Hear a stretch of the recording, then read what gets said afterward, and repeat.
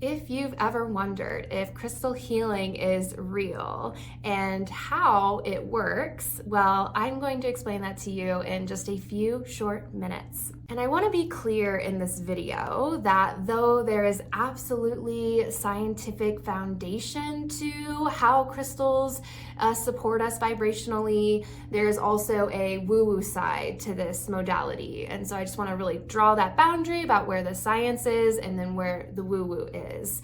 And I'm also going to share how I've used crystals in my own life to support my health and how I use it in my coaching services.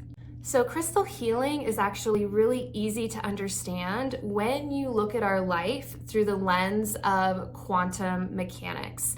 And when I say quantum, I mean life on the most micro level, looking at the atom, taking life down to that level of everything being 99.9% space and only 1%, like less than 1% physical matter.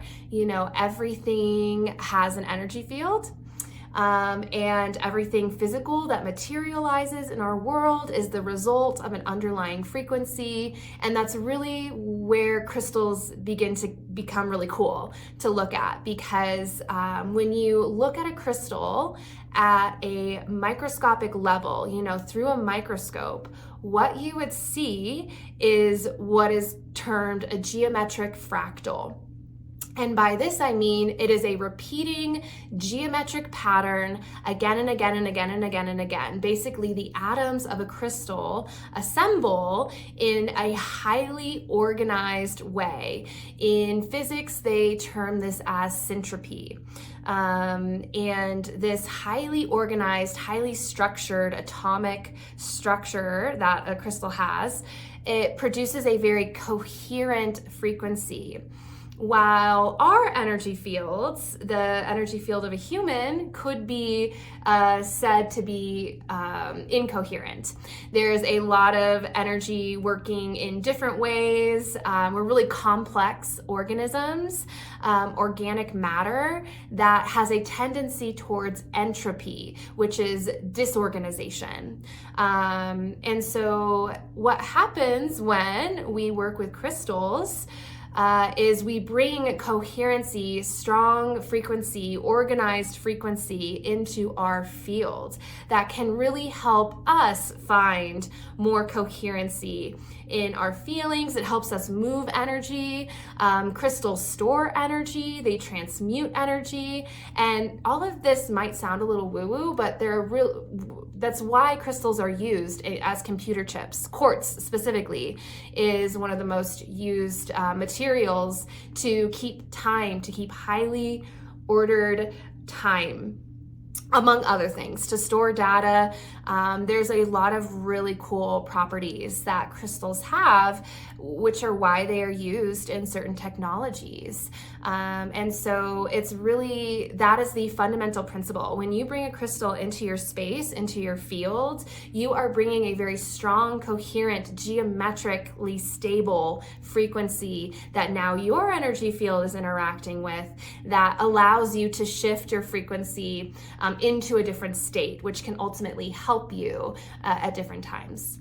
So the woo-woo behind crystals is exactly how that frequency impacts you and to what degree. So a lot of times people will have crystals in their space, but we don't actually consciously work with them. And that's kind of the missing component, even in the spiritual community, like why this crystal gets this specific meaning, why this crystal is good for abundance. And we tend to correlate certain crystals with different properties, which if you study from a highly trained practitioner, which there are some really great ones out there, Upper Clarity Stone Medicine is one that I really recommend. She talks about crystals and their properties down to the elements that they are composed of. So for example, crystals with aluminum in it are typically really, really great for communication, for connecting different fields of information because of how aluminum functions as an element in our world. So there are certain correlations with crystals and that, and also their geometric structure. There are 7 different crystal systems, depending on who you ask. Some might say 6 or some might say 7.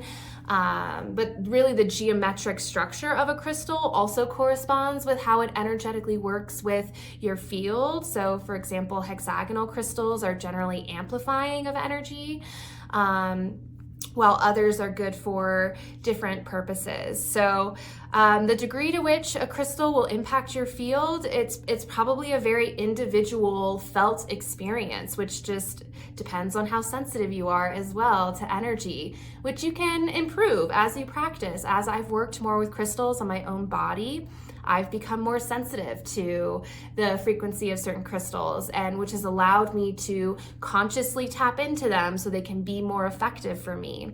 And this leads me into how I've used crystals in my own life to support my stability of frequency and how I invite my coaching clients to use them. So if you just have a crystal in your space, yes, you're going to have that field of coherency. But if you're not consciously directing that energy, that's kind of the missing component. And that's why a lot of people don't actually utilize crystals as tools.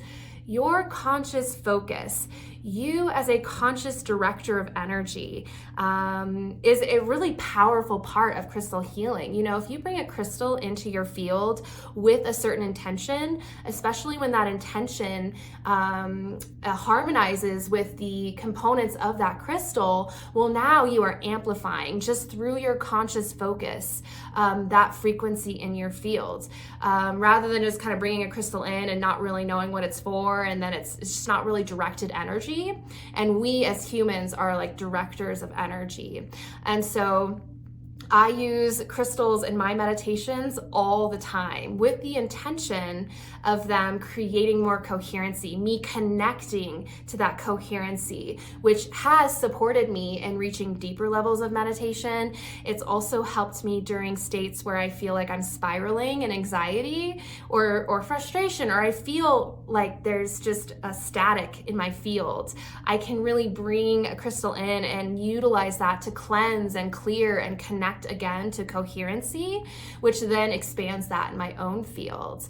And so this is how I really utilize crystals in my own coaching practice, which is to help spiritual, growth-oriented individuals understand their energy fields and how their energy creates their life, and how to shift their frequency to align and attract a life that they actually desire, how to essentially manifest.